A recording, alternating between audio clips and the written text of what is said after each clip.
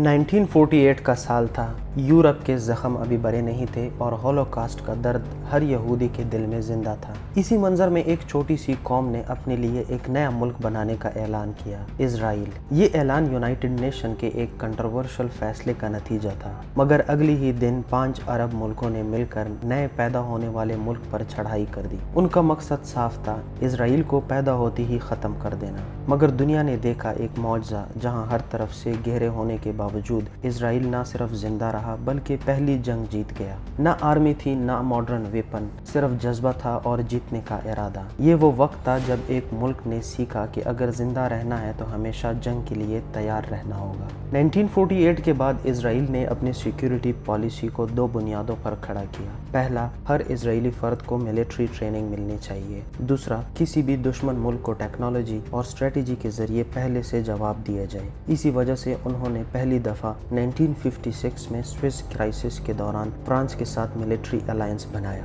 France ने Israel को Meraj jets, artillery और टैंक्स प्रोवाइड किए। ये सौदा सिर्फ कमर्शियल नहीं था बल्कि एक स्ट्रेटेजिक लाइफलाइन थी। इसी दौरान नेगेव डेजर्ट में एक छुपी हुई फैसिलिटी बनाई गई, डायमोना रिएक्टर। यहाँ से इजराइल ने न्यूक्लियर कैपेबिलिटी हासिल करनी शुरू की। 1960s में उनका न्यूक्लियर प्रोग्राम छुपकर अमेरिका और यूरोप के आंखों के सामने डेवलप होता रहा। ये प्रोजेक्ट इतना सीक्रेट था कि कई सालों तक दुनिया को इसका पता ही नहीं चला। मोसाद ने इस प्रोजेक्ट की सीक्रेसी मेंटेन करने में अहम किरदार अदा किया। मोसाद सिर्फ एक स्पाई एजेंसी नहीं बल्कि इजराइल के सर्वाइवल डॉक्ट्राइन का हिस्सा है। ये एजेंसी 1949 में बनाई गई और आज तक दुनिया के सबसे ज्यादा फियर्ड और रिस्पेक्टेड एजेंसीज में शुमार होती है। मोसाद का मिशन सिंपल है, दुनिया के किसी भी कोने में किसी भी दुश्मन को ढूंढकर खत्म करना या उसकी एक्टिविटी को डिसरप्ट करना। मोसाद ने 1960 में नाजी वार क्रिमिनल एडोल्फ एचमैन को अर्जेंटीना से छुपकर उठाया और इजराइल ले जाकर उस पर ट्रायल चलाया। ये ऑपरेशन इतनी खुफिया तौर पर अंजाम दिया गया कि अर्जेंटीना की सरकार को भी बाद में पता चला।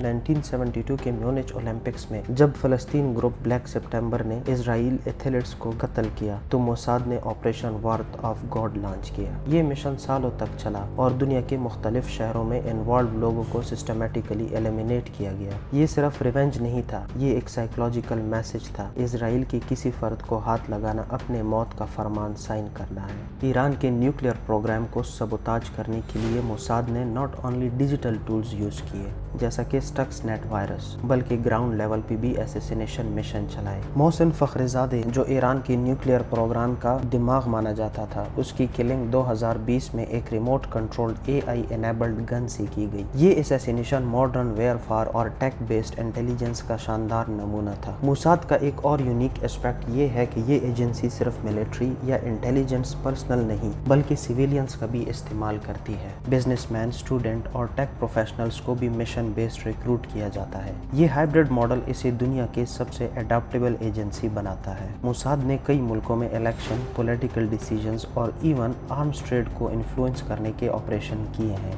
ये शैडो डिप्लोमेसी का एक ऐसा नेटवर्क चलाते हैं जो किसी भी सौरन बाउंड्री का मोहताज नहीं। 1967 के 6 डे वॉर में जब इजराइल ने इजिप्ट, जॉर्डन और सीरिया के फोर्सेस को सिर्फ 6 दिन में डिफीट किया तो मोसाद की इंटेलिजेंस ने क्रिटिकल रोल प्ले किया। ये एजेंसी एडवांस में सब कुछ जान चुके थे, एनिमीज एयरबेस, लॉजिस्टिक और वार स्ट्रेटेजी। ये प्रीएम्प्टिव स्ट्राइक की सक्सेस सिर्फ आर्मी की नहीं थी, मोसाद के प्लानिंग का भी नतीजा था। 1973 में योम किपर वार ने उनकी वल्नरेबिलिटी भी एक्सपोज की। इजिप्ट और सीरिया ने इजराइल के सबसे मुकद्दस दिन पर अचानक हमला किया। इजरायली फोर्सेस ने पहले कुछ दिनों में नुकसान उठाए, मगर फिर अमेरिका से इमरजेंसी आर्म्स सप्लाई के बाद उन्होंने काउंटर अटैक किया और सिचुएशन को रिवर्स कर दिया। इस जंग के बाद इजराइल ने एयर डिफेंस और अर्ली वार्निंग सिस्टम पर ज्यादा फोकस किया। ये वार उनके स्ट्रेटेजिक डॉक्ट्राइन में एक नया मोड़ था। इसी वक्त से अमेरिका का साथ और गहरा होने लगा। 1980s तक अमेरिका हर साल इजराइल को $1 बिलियन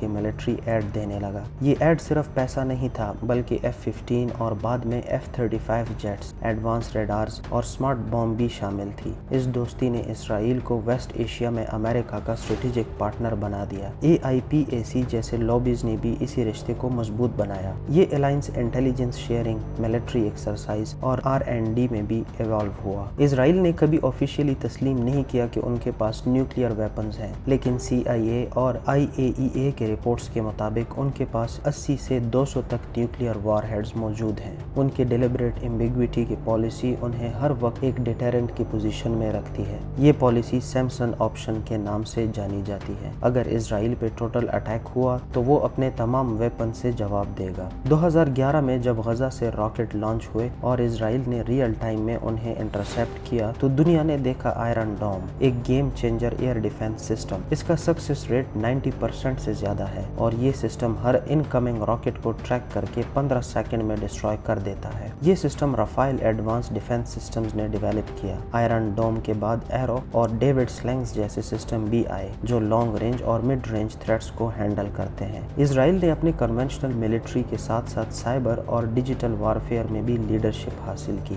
یونٹ 8200 ان کی سائبر انٹیلیجنس یونٹ نے ایران کے اگینسٹ اسٹکس نیٹ جیسے وائرس کریٹ کیے جو نیوکلیئر سینٹریفیوجز کو ٹارگٹ کرتا تھا۔ پیگاسوس اسپائی ویئر بھی اسی یونٹ کے گریجویٹ نے ڈیویلپ کیا جو اسمارٹ فونز کو سائلنٹلی ہیک کر سکتا ہے۔ یہ یونٹ اسرائیل کے سائبر آرمی کا بیک بون ہے اور دنیا کے ٹاپ ٹیک اسٹارٹ اپس بھی یہاں سے نکلتے ہیں۔ ان کا ڈرون پروگرام بھی دنیا کا ایڈوانسڈ ترین ہے۔ ہیروپ، ہیرپی اور ہیرون جیسے ڈرونز ملٹی رول کیپیبلٹیز رکھتے ہیں۔ یہ سروائلنس، ٹارگٹ ایکوزیشن اور مشن میں کام آتے ہیں۔ اسرائیل کے ڈرونز آج 50 سے زیادہ ملکوں کو ایکسپورٹ کیے جا رہے ہیں۔ انڈیا، آذربائیجان اور یورپ کے کئی ملک اسرائیل ڈرونز پہ ڈیپینڈ کرتے ہیں۔ اسرائیل میں ہر اسرائیلی فرد چاہے مرد ہو یا عورت کو ملٹری ٹریننگ ملتی ہے۔ یہ پالیسی ان کی نیشنل ریزائلنس کا حصہ ہے۔ اسرائیلی اسکولز میں بچپن سے ملٹری ڈرلز ہوتی ہیں۔ یہ ٹریننگ ان کی عوام کو فزیکلی اور مینٹلی تیار بناتی ہے۔ ہر فرد کو یہ احساس ہوتا ہے کہ وہ ملک کی حفاظت کا ذمہ دار ہے۔ اسرائیل کی ڈیفنس کمپنی جیسے کہ رافائل، ایلبٹ سسٹم اور IAI صرف لوکل ضرورت کے لیے نہیں بلکہ دنیا کے لیے بھی پروڈکٹس بناتی ہیں۔ Anti tank missile Spike, radar system, electro optics اور سیٹلائٹ ٹیک مشن میں یہ کمپنیز انڈیا، جرمنی، USA جیسے ملکوں کو ایکسپورٹ کر رہی ہے۔ اسرائیل کی اکانومی کا ایک بڑا حصہ ڈیفنس ایکسپورٹ سے آتا ہے۔ اسرائیل آج آرٹیفیشیل انٹیلیجنس کے ذریعے بیٹل فیلڈ ٹرانسفارم کر رہا ہے۔ یہ آٹونومس ٹینکس، پریڈکٹیو وار الگورتھمز اور AI ڈریون سروائلنس سسٹم بناتے ہیں۔ یہ ٹیکنالوجی بیٹل فیلڈ کو فاسٹر اور سمارٹر بنا رہی ہے۔ AI کا استعمال ان کی بارڈر سروائلنس سے لے کر ٹارگٹ سلیکشن تک میں ہوتا ہے۔ اسپیس ٹیکنالوجی میں بھی اسرائیل نے سیٹلائٹ لانچ کیا جو پوری مڈل ایسٹ کی ریئل ٹائم مانیٹرنگ کرتا ہے۔ ایموس سیٹلائٹ اور اوفیک ملٹری سیٹلائٹ ان کو گلوبل سچویشنل اویئرنیس دیتی ہے۔ یہ satellite communication, jamming, missile tracking اور بارڈر مانیٹرنگ میں کام آتا ہے۔ یہ سب کرنے کے لیے اسرائیل نے صرف امریکہ پر ڈیپینڈ نہیں کیا، انہوں نے خود کی یونیورسٹیز، R&D سینٹرز اور انوویشن ہبز بنائے۔ اسرائیل کی یونیورسٹیز جیسے ٹیکنیون اور ہیبریو یونیورسٹی دنیا کے ٹاپ ریسرچ انسٹیٹیوٹ میں شمار ہوتی ہے۔ ہر سال یہاں سے ہزاروں انجینئرز، سائنٹسٹ اور AI ایکسپرٹ گریجویٹ کرتے ہیں جو ڈیفنس ٹیک میں کام کرتے ہیں۔ اسٹارٹ اپ نیشن کا کانسیپٹ بھی یہاں سے آیا۔ اسرائیل میں ہر 1400 افراد پر ایک اسٹارٹ اپ ہے۔ یہ ریشو دنیا میں سب سے زیادہ ہے۔ یہ start ups drones, AI، cyber securities اور روبوٹکس میں کام کرتے ہیں اور اسرائیل ملٹری ان کی ٹیکنالوجیز کو بیٹل فیلڈ میں یوز کرتی ہے۔ یہ سائنرجی اسٹیٹ اور پرائیویٹ سیکٹر کے درمیان ایک نیا ڈیفنس ایکو سسٹم بناتا ہے۔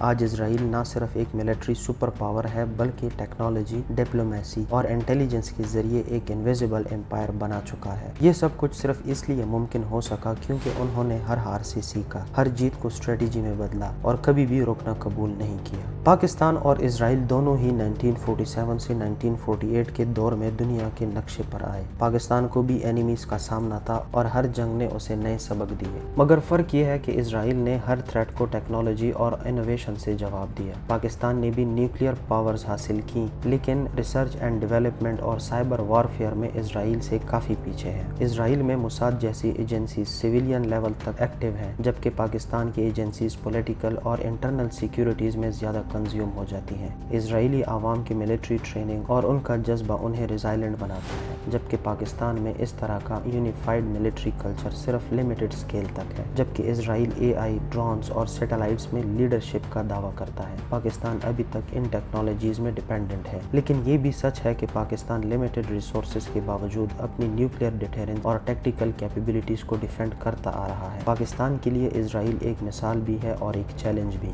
ये दिखाता है कि अगर मुल्क में लीडरशिप विजनरी हो, आवाम डिसिप्लिन हो और टेक्नोलॉजी को प्रायोरिटी बनाया जाए तो 30 सालों में तकदीर बदली जा सकती है। दोस्तों, आप सुन रहे थे सुनो इंकिशाफ। अगर आपको ये वीडियो पसंद आए तो लाइक करें और चैनल को ज़रूर सब्सक्राइब करें। मिलते हैं एक अगली वीडियो में। अल्लाह हाफिज़।